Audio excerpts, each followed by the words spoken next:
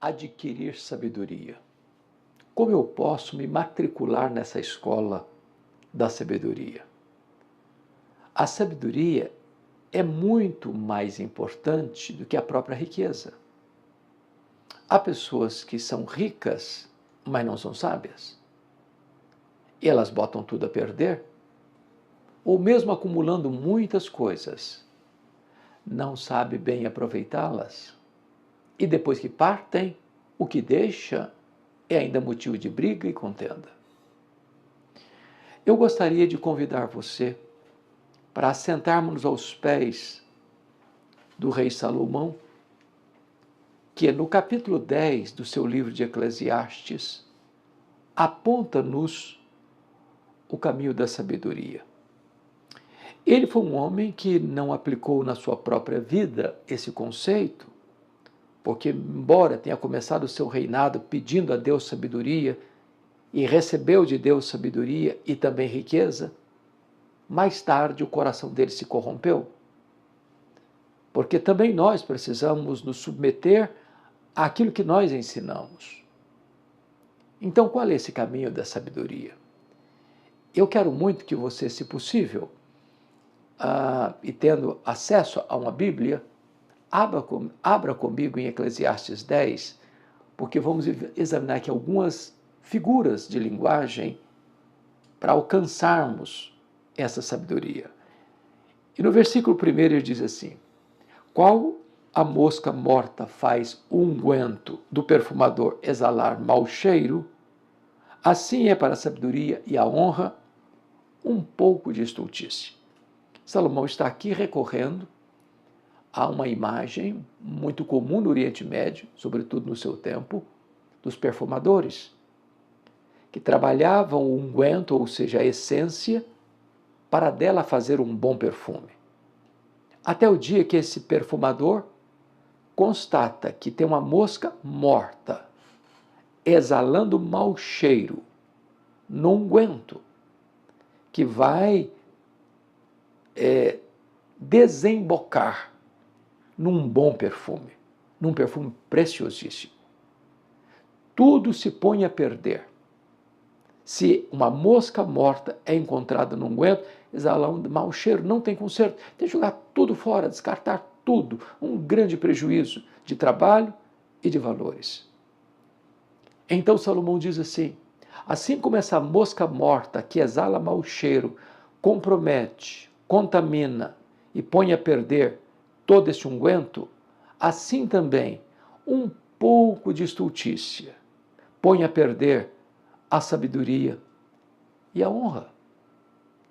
Às vezes você leva uma vida inteira e por um único erro as pessoas vão se lembrar mais do erro do que da sua vida inteira de trabalho, de dedicação. Então, você quer sabedoria? Tome cuidado. Seja vigilante. Feche os flancos. Não abra as janelas da sua alma para as tentações, para os perigos. Mantenha-se íntegro. Esse é o primeiro conselho. No verso 2 ele diz assim: o coração do sábio se inclina para o lado direito, mas o do estulto para o da esquerda. É claro que Salomão não está aqui tratando de ideologia política de direita e esquerda aqui, até porque esse conceito não existia no seu tempo. Mas na Bíblia, lado direito representa o lado certo, o lado do bem. O lado esquerdo representa o lado do mal. É por isso que lá na cena do juízo final, Jesus vai falar aos que estiverem à sua direita: vinde benditos de meu Pai, entrai na posse do reino, que vos está guardado desde a fundação do mundo, mas falará aos que estiverem à sua esquerda: apartai-vos de mim, malditos, para o fogo eterno preparado para o diabo e seus anjos. O que ele está dizendo é que a sabedoria precisa inclinar o meu coração, os meus passos, para aquilo que é certo, para aquilo que é verdadeiro, para aquilo que é justo, para aquilo que é íntegro, para aquilo que é honesto. Eu não posso botar os meus pés em veredas que me levam para o mal, para a mentira, para a corrupção, para a violência, para a iniquidade, para a impureza. Porque o coração do sábio leva-o a inclinar-se para aquilo que é certo e não para aquilo que é errado. Quando vamos para o verso 3, há uma outra imagem. Quando o tolo vai pelo caminho, falta-lhe o entendimento, e assim a todos mostra que é estulto. O que ele está dizendo aqui? É que o tolo é aquele que é fanfarrão. O tolo é aquele que está sempre falando, e falando até o que não entende, até o que não compreende. O tolo é aquele que não pode ficar calado. Ele é loquaz, ele é falastrão, ele fala demais. E na medida que ele fala demais, fica claro, fica evidente para todos que ele é tolo, que ele não é sábio. As suas palavras denunciam, de fato, que ele é. Porque as palavras são a radiografia do coração. Então você vê uma pessoa falando demais, falando pelos cotovelos, na hora errada, para as pessoas erradas, com conteúdo errado, com a motivação errada, revela para todo mundo, na jornada da vida, que essa é uma pessoa tola, insensata, que não é sábia. No verso 4, ele diz assim: levantando-se contra ti a indignação do governador, não deixes o teu lugar, porque o ânimo sereno acalma grandes ofensas. O que ele está dizendo? Que diante de uma autoridade constituída, que tem a caneta na mão e tem o poder na mão, o seu papel não é fugir, não é se esconder, porque esta postura pode dar a impressão de que você tem culpa no cartório. Você está fugindo porque está com medo, está fugindo porque não tem como se defender. Então ele diz que a postura é de permanecer, e permanecer com firmeza e ao mesmo tempo com humildade, porque ele vai para o verso 5 e diz assim: ainda há um mal que vi debaixo do sol, erro que procede do governador, o tolo posto em grandes alturas, mas os ricos assentados em lugar baixo. O que ele está dizendo? O que ele está afirmando é uma espécie de inversão de valores na sociedade. Aquele que deveria ocupar uma posição de comando, de governo, de administração, de gestão dos recursos e conduzir os rumos da nação para um horizonte melhor, para resultados mais promissores, quem está no posto de governador, de comandante, de gestor, de administrador, é o tolo. Ou seja, a pirâmide está invertida, os valores estão invertidos. Porque quando o tolo assume o comando, quando um tolo assume o governo, quando um tolo tem poder nas mãos, mas não tem sabedoria para governar, ele bota os pés pelas mãos. As suas ações são erradas. As suas intenções não são boas. A sua incapacidade de trazer gente boa para a administração é enorme. A possibilidade desse governo dar errado é grande. Então Salomão está aqui mostrando que a sabedoria põe o homem certo no lugar certo. Mas quando não se respeita esse princípio, é possível que o tolo esteja no trono e o sábio esteja debaixo dos seus pés. Então, veja você o verso 10. Se o ferro está embotado e não se lhe afia o corte, é preciso redobrar a força, mas a sabedoria resolve com bom êxito. O que ele está dizendo? O que ele está dizendo é o seguinte: o tempo gasto em amolar o machado não é tempo perdido. O que ele está dizendo é o seguinte: se você não se prepara, se você não se qualifica, se você não se especializa, se você não se torna uma pessoa hábil, apta, credenciada para fazer o que você faz, você vai ter muito esforço e pequeno resultado. Você já tentou cortar uma tora com um machado cego? Se você não afiar o machado, você vai ter muito esforço e pequeno resultado. É assim também com o sábio. Aquele que é preguiçoso, aquele que não se prepara, aquele que não estuda, aquele que não investe, aquele que não se qualifica, aquele que não se torna um especialista no que faz, ele vai ter muito esforço e um resultado pífio. Ele não vai conseguir alcançar bons resultados porque não se preparou. Ele está tentando cortar uma tora com o machado cego, sem corte, sem fio.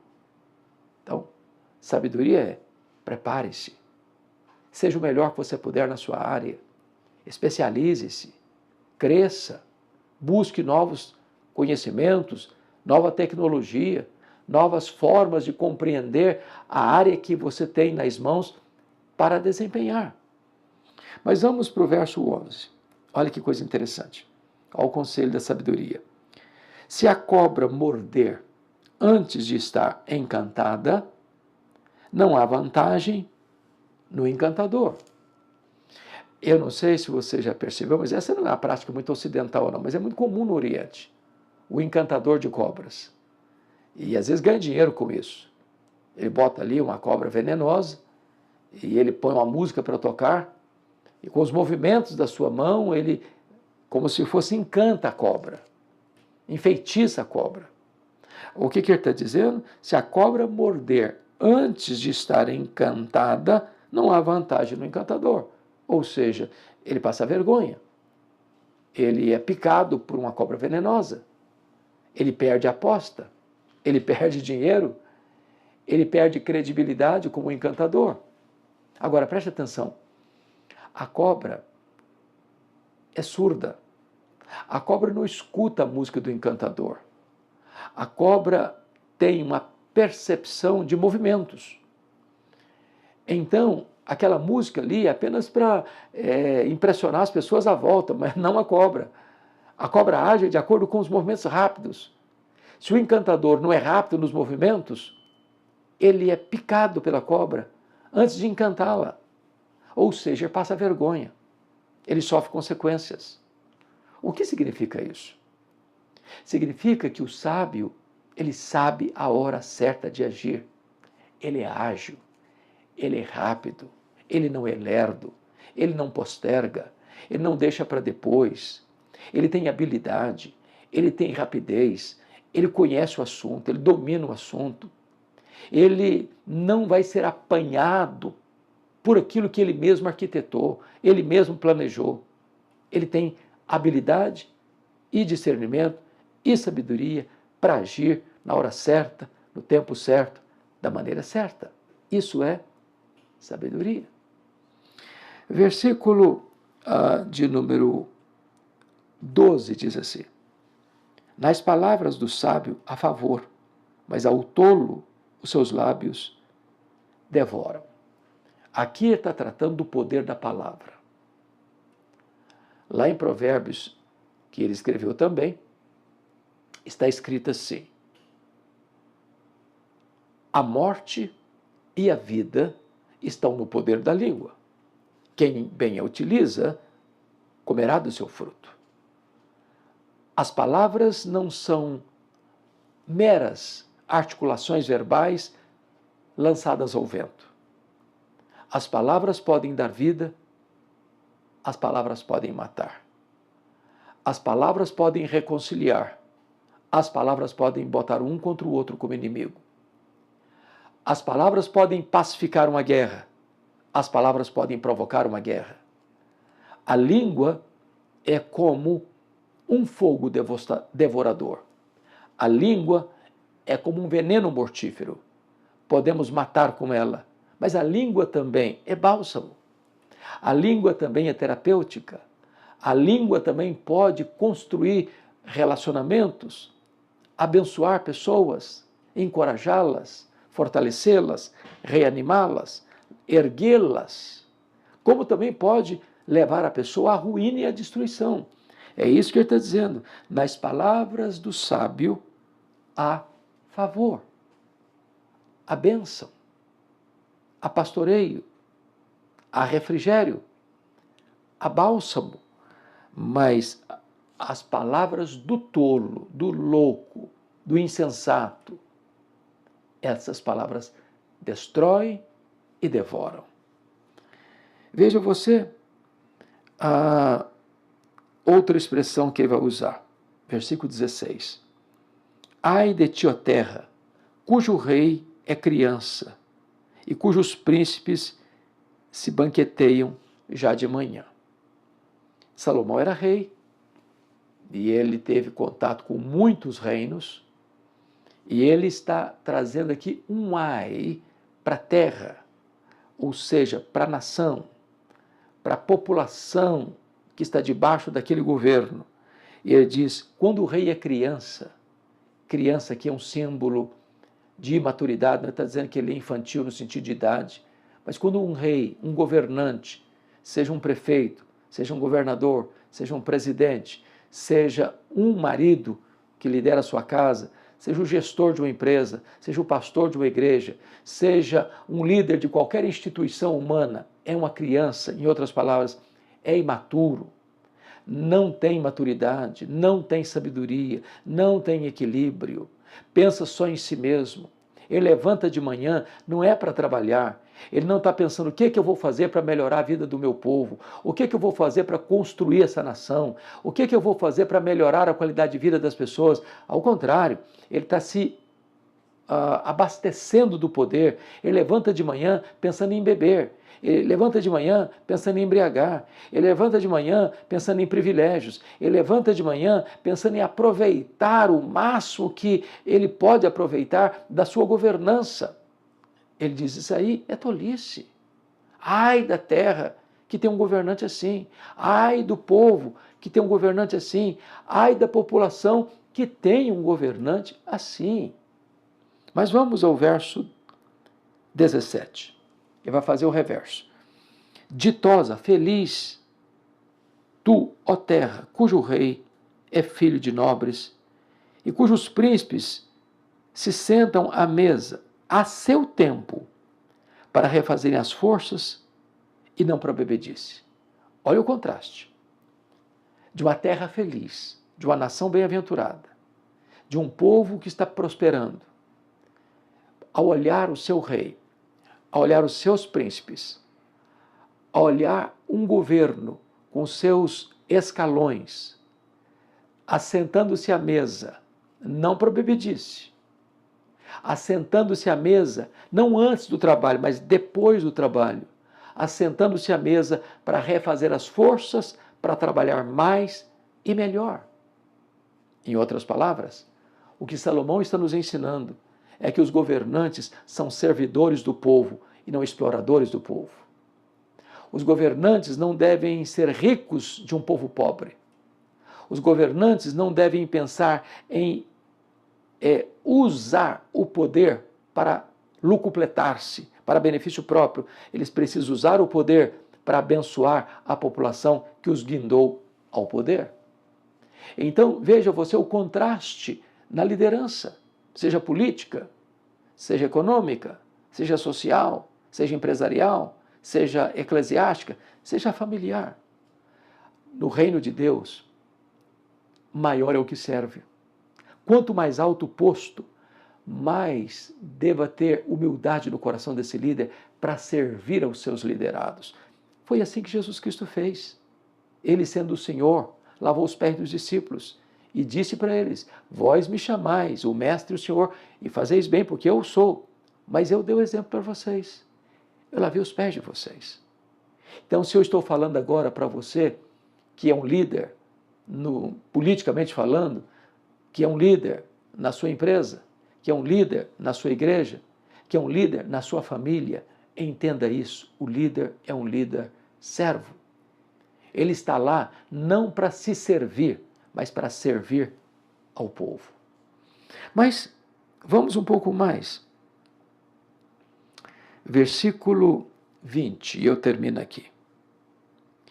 Nem no teu pensamento amaldiçoes o rei, nem tampouco no mais íntimo do teu quarto o rico, porque as aves dos céus poderiam levar a tua voz, e o que tem asas daria notícias de tuas palavras. A sabedoria requer o quê? Prudência. Naquela época era um pássaro que ele está dizendo, que levaria a notícia que você falar dentro da sua casa, dentro do seu quarto, para comunicar ao rei. Agora nós temos o Twitter, cujo símbolo é um pássaro também. Nós vivemos na época das mídias sociais. Nós vivemos na época em que se acabou a privacidade. Qualquer lugar que você vai, por onde você anda, o que você fala, alguém está ouvindo, alguém está gravando, alguém está denunciando. Então, boca fechada não entra mosquito. Via de regra, você não se arrepende do que não fala, mas se arrepende com frequência do que fala. Então, cuidado com as suas palavras, porque elas podem comprometer você. Elas podem ser levadas e no meio do caminho há um ruído de comunicação e as suas palavras serem torcidas, invertidas, que se virarão contra você, para o seu mal. O que Salomão está recomendando como um caminho de sabedoria é: vigie os seus lábios e bote guarda na porta da sua boca, para que as suas palavras sejam palavras sábias. Você não precisa ser correio sem fio nos corredores, levando uma mensagem, trazendo outra mensagem. Aliás, o pecado que a alma de Deus mais abomina é uma pessoa que joga uma contra a outra, que é provocadora de contendas, que é estupim de guerras. Se você quer ser feliz e sábio, você precisa ser um pacificador, um ministro da reconciliação. Eu espero que estas dicas, que estas pílulas, que estes insights da sabedoria exarados aqui em Eclesiastes capítulo 10 possam servir para você e para mim também de ferramentas para nós tirarmos os pés da estrada da estultícia, da tolice e colocarmos os nossos pés na estrada da sabedoria. Deus abençoe sua vida. Deus abençoe seu coração.